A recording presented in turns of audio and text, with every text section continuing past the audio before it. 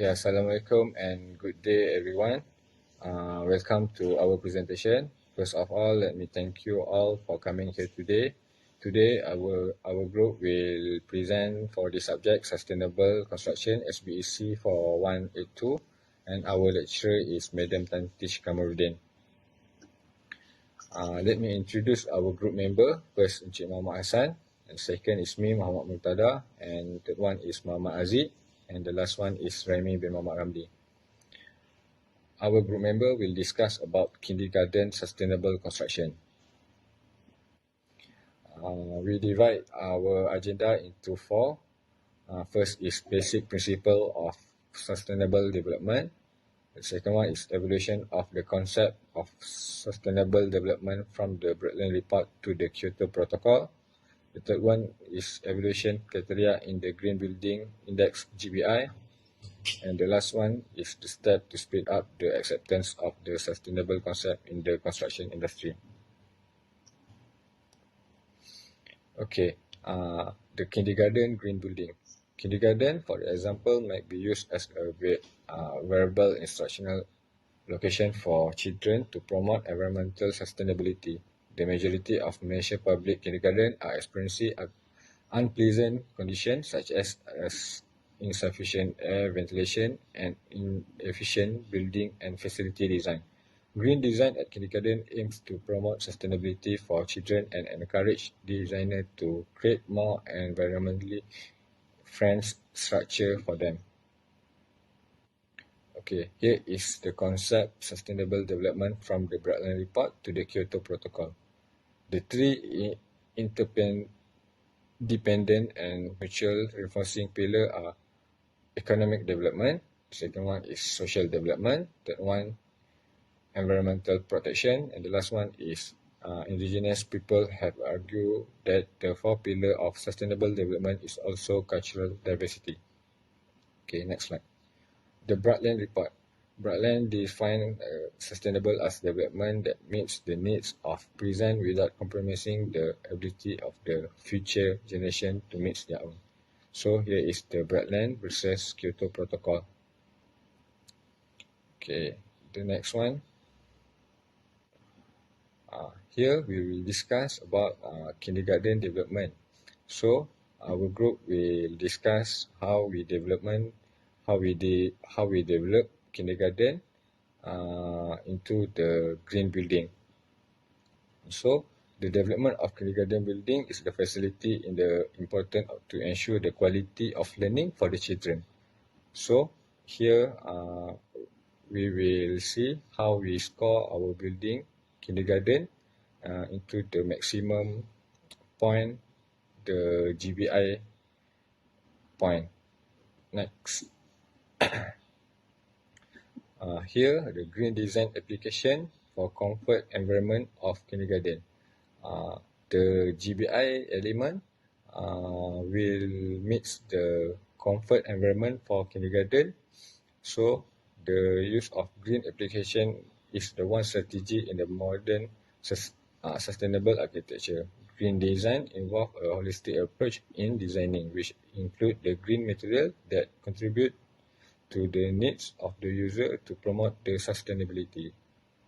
Okay, so the next slide will present by Encik Muhammad Hassan. We'll discuss about GBI element. Okay, thank you, Mr. Murtada. Okay, I will proceed about the Green RD assessment criteria. Consists of 6 environmental impact category, namely Part 1, energy efficiency, Part 2, water efficiency, Part 3, sustainable operation and management, Part 4, indoor environmental quality, Part 5, other green feature, Part 6, carbon emission of development.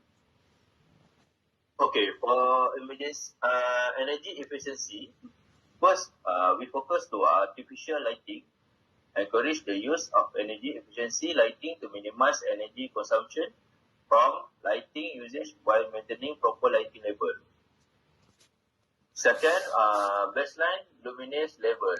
State in MS 1525 2014 and energy efficiency and use of renewable energy for non-residential building. Second, for ventilation in common area, encourage the use of energy efficient of ventilation system in the following common area: toilet, corridor, staircase, atrium, lift, lobby.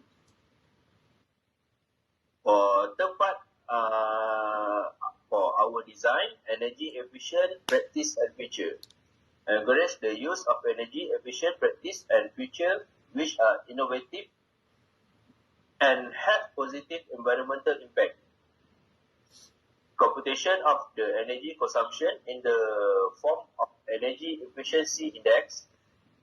Second, use of energy efficiency products that are certified by approvable local certified body.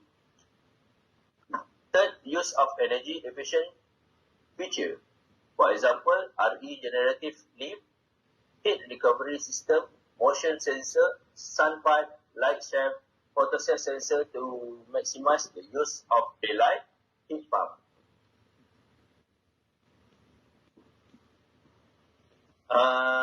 For this one, renewable energy, encourage the application of renewable energy sources in building.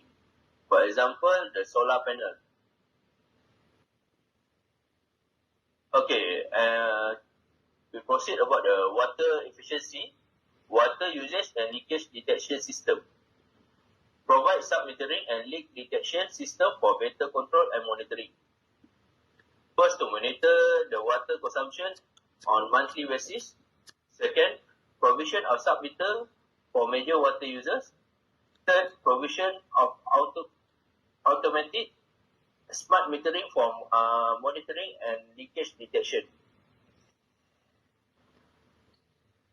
Okay, for water efficient fitting, encourage the use of water efficient fitting under water efficiency product labeling scheme.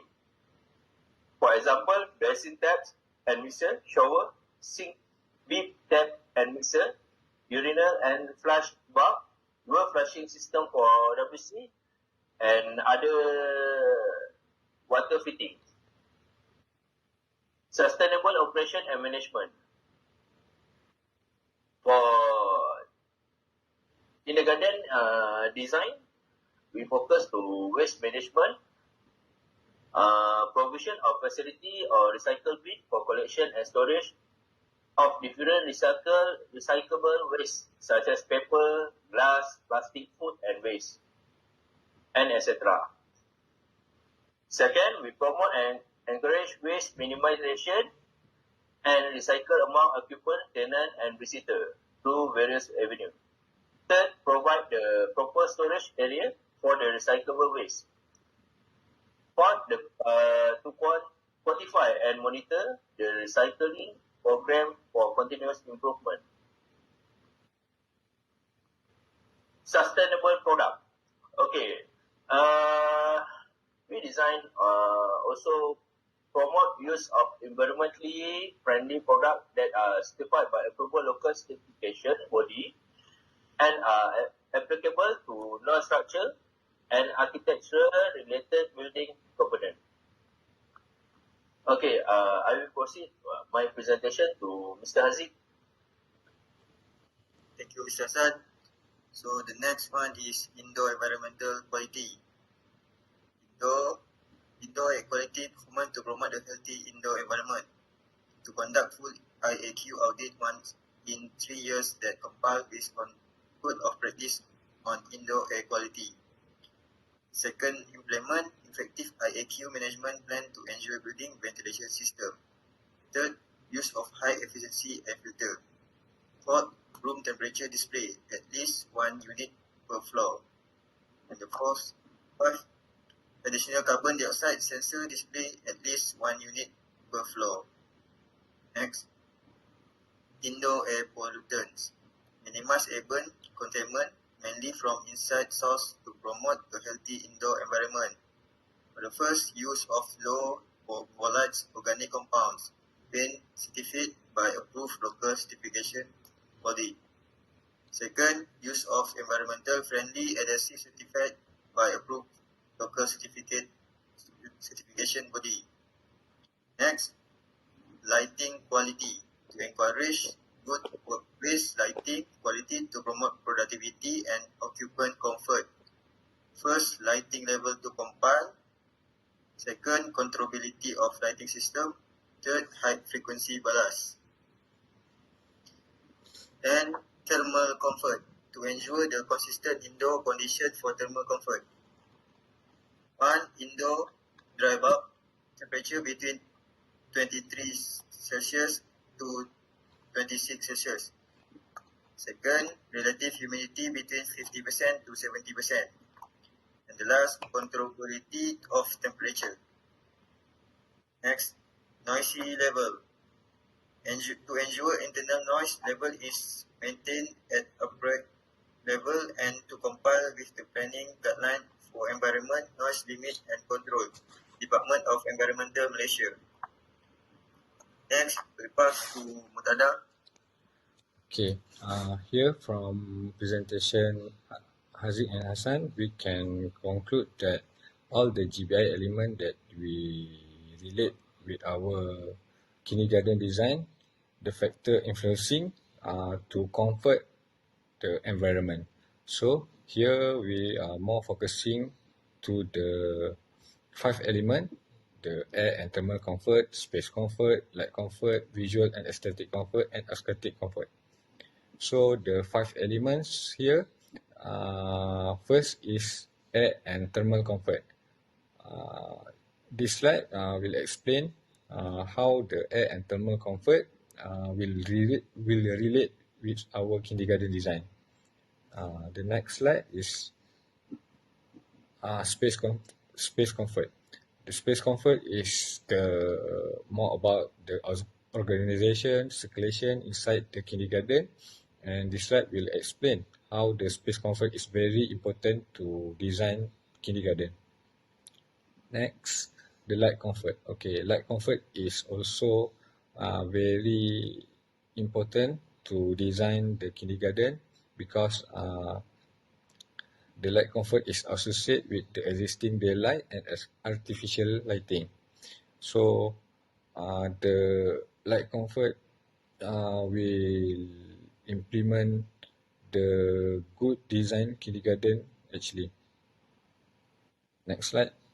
The visual and aesthetic comfort. Visual and aesthetic comfort also, the visual appearance and aesthetic comfort also can become aid for children in developing their physical and mental development. So here also we'll explain how important the relation visual and aesthetic comfort with the kindergarten design. The next slide is the last. So the noise and can affect the children's academic performance. So the noise level also very important to control to give the good condition inside the kindergarten. So the next slide is we can see comfort environment for children in kindergarten. So the design that we discussed before is more to explain how the important to comfort the children inside the kindergarten for their development. Okay, next slide. So here I will pass to Encik Muhammad Remy to conclude all the GBI element and see how our scoring for GBI. So thanks Mr. Mutada. So I will continue the presentation. Okay, so you can hear the framework for GBI scoring. Okay, first is to achieve Green RE award. So the prerequisite requirement is all relevant prerequisite requirement for the specific Green RE rating to be complied with two requirements. For the first one is energy related requirement. Minimum scoring is 30 credit. And the second requirement is other green. Minimum scoring is 20 credits. Next. Okay, as you can see here is the table. So this table show the 4 parts, the main element for GBI scoring. So the for the part 1 is energy efficiency. Part 2 is water efficiency. Part 3, sustainable operation and management. Part 4, indoor environmental quality. So our building GBI scoring is 94%. Next. So here the rating for Green RE Award. So our building kindergarten 94%. So which is the rating is Green RE Platinum. Next. Okay, the GBI environmental rating system is created to define green building by establish a common language and standard of measurement, promote integrated whole building design, recognize and reward environmental leadership, transform the built environment to reduce its environmental impact, and the last one is ensure new building remain relevant in the future and existing building are refurbished and upgraded properly to remain relevant. Next. Okay, step to speed up the acceptance of the sustainable concept in the construction industry. Okay, it's divided to 10 steps to speed up the acceptance. Okay, step 1 is training and education. Step 2, initiative involving planning and construction. Step 3, important role in delivering sustainable construction. Step 4, understand appropriate construction. Step 5, designer, use and integrated. Step 6, improvement of building construction process. Step 7, take into account environmental issue as one of the aspects of productivity.